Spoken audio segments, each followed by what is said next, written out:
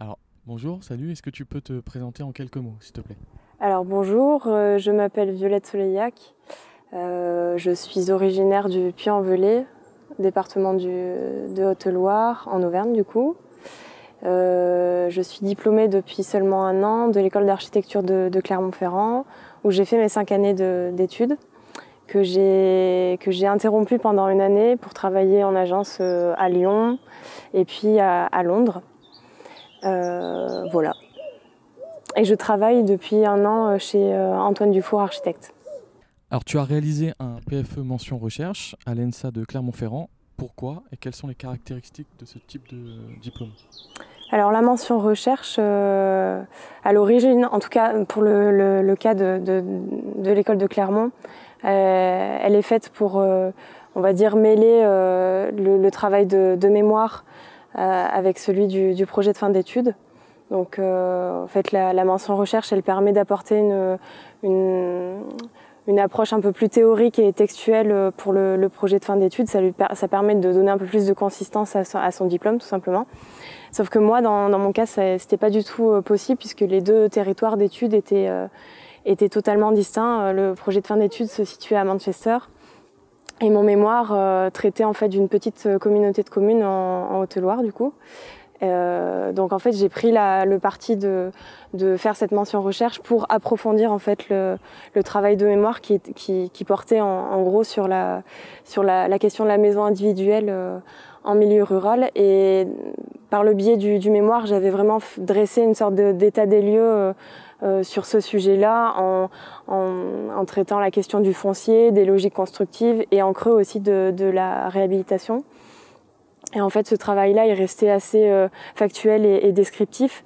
Et donc, la mention recherche, j'avais vraiment pour objectif d'aller plus loin dans la réflexion en étant un peu plus dans le projet, c'est-à-dire en imaginant vraiment des alternatives qui tentaient de donner des solutions sur le réinvestissement des centres-bourgs par le biais, entre autres, grande partie de la rénovation.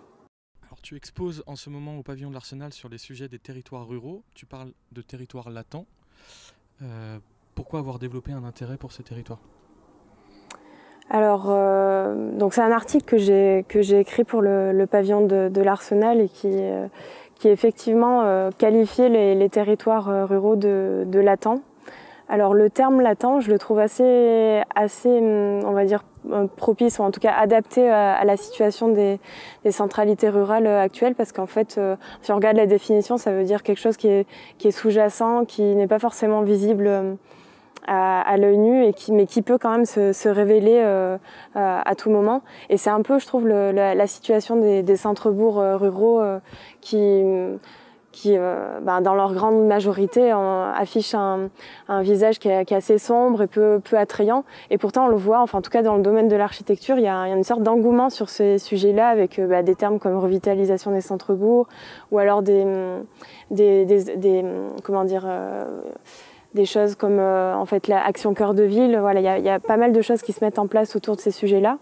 Mais j'ai l'impression qu'il y a un sujet, donc la maison individuelle, l'habitat individuel, qui est quand même évoqué, mais qui est pas forcément, on va dire, vraiment présent sur ces sujets-là. Et il y a une sorte un petit peu de désintérêt vis-à-vis des architectes, parce que c'est aussi un programme qui est assez modeste et qui demande quand même beaucoup d'investissement. Et donc c'est pour ça que je me suis vraiment attardée sur ce sujet-là dans les territoires ruraux, parce que il y a quand même des logiques actuelles qui sont en fait d'être dans la facilité en termes d'urbanisme dans ces territoires-là, puisqu'il y a beaucoup de foncier, donc ça incite à construire plutôt que de rénover un centre-bourg, et c'est une sorte de cercle vicieux qui continue à se perpétuer, quoi. À quoi ressemblera l'habitat rural de demain selon toi? Dans la mention recherche, j'ai essayé justement d'imaginer des alternatives en fait à l'habitat individuel, qui est en grande partie résolu par le pavillon, en fait la maison pavillonnaire en milieu rural. Surtout dans le cas d'études que j'ai traité donc en Haute-Loire. Et en fait, l'idée, c'était vraiment d'imaginer comment contrer à ce modèle-là qui est aujourd'hui assez concurrentiel, parce que finalement très peu cher, aussi bien dans la construction que le foncier qui est disponible est très peu cher en Haute-Loire, en tout cas en l'occurrence. Et donc, à quoi ressemblerait l'habitat de demain? Donc, pour prendre un exemple, j'avais parlé de ce que j'appelle la demi-rénovation.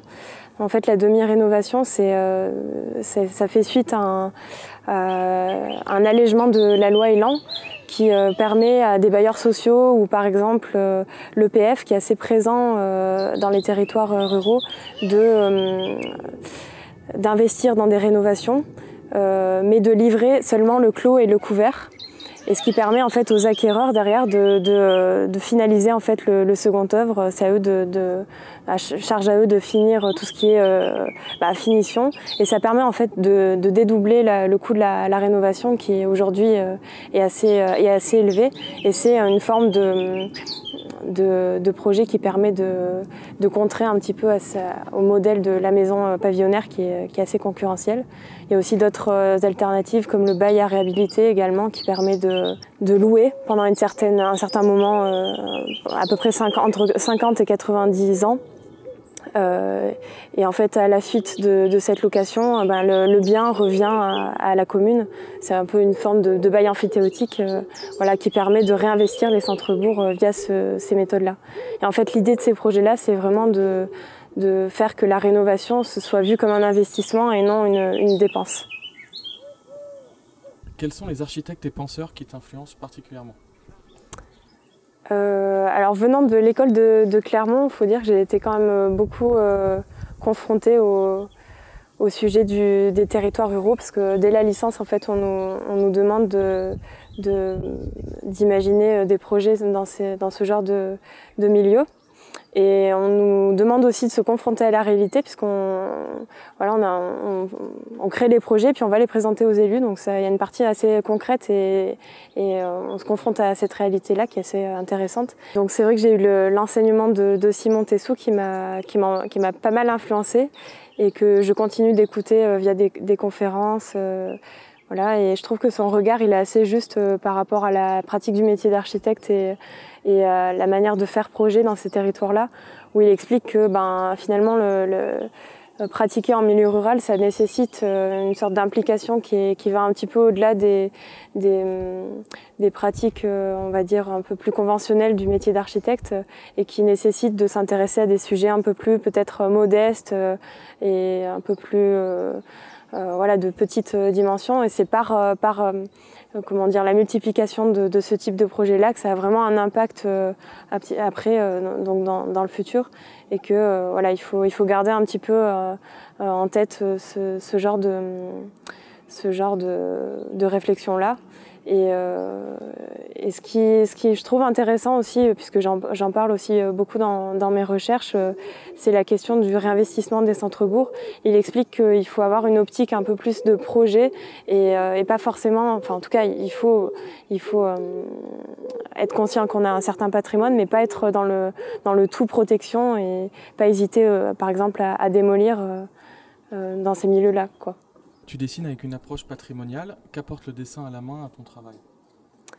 Alors le dessin à la main, c'est vrai que pour la mention recherche, à chaque fois que j'évoquais une idée de projet ou en tout cas une alternative pour investir les centres-bourgs, j'accompagnais ces réflexions par une petite brève, donc un récit fictionnel qui permettait de se projeter un petit peu dans le projet et que j'accompagnais d'une illustration.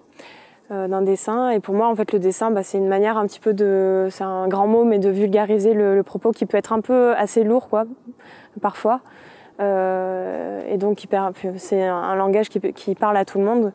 Puis c'est un outil quand même d'architecte, je pense qu'il ne faut pas abandonner, qui est assez essentiel. Et c'est vrai que je trouve que le travail, par exemple de Martin Etienne est très intéressant sur ces sujets-là. Je pense à un dessin qu'il avait fait pour la revue Da, Je crois que l'article s'appelait Centre désintéressé, état d'urgence, enfin quelque chose comme ça, qui montrait en fait un centre-bourg avec pas mal de pancartes, d'affiches qui mettaient à vendre, et puis on voit au loin une zone pavillonnaire qui est en flambant neuve, en train de se faire construire, quoi. Et je trouve qu'il y a pas plus percutant et révélateur que ce genre de dessin qui est assez simple, hein, mais qui a un vrai qui accroche, je trouve, un petit peu l'œil des architectes comme un œil totalement hors du champ de l'architecture, quoi. Quel conseil tu donnerais aux étudiants en architecture et aux jeunes diplômés? Oula. Alors, je me permettrai pas de donner des conseils parce que déjà, je suis fraîchement diplômée, donc j'ai très peu d'expérience dans le métier finalement. Après, je peux parler de ma manière de voir les choses. Et après, j'ai fait une année de césure, donc j'ai un peu vu concrètement comment ça se passait. Mais je pense que le métier d'architecte, et on nous l'apprend quand même pas mal dans les études d'architecture, en tout cas dans le domaine d'études dans lequel j'étais, de se re-questionner un petit peu de manière fréquente, quoi, et de re-questionner aussi les pratiques d'aujourd'hui. C'est vrai que comme j'ai été travailler à Londres, j'ai vu que c'était pas du tout les mêmes on va dire le même regard vis-à-vis du patrimoine, par exemple. Il y a pas d'ABF au Royaume-Uni. Enfin, la question du patrimoine, elle est traitée totalement différemment. Les questions réglementaires aussi qui sont totalement différentes en France, quoi. Donc je pense qu'il faut aussi remettre en question tout ça quand on fait projet sur nos territoires, quoi, et pas hésiter à aller au-delà. Et puis je trouve que il y a pas vraiment de vérité, et puis surtout que le domaine de l'architecture, c'est tellement subjectif qu'il faut pas oublier ça. Et que justement, enfin, les générations qui arrivent, faut qu'elles soient engagées si on le peut, et voilà, toujours aller au-delà de ce qu'on nous impose. Je trouve que c'est une manière aussi de faire avancer les choses, quoi.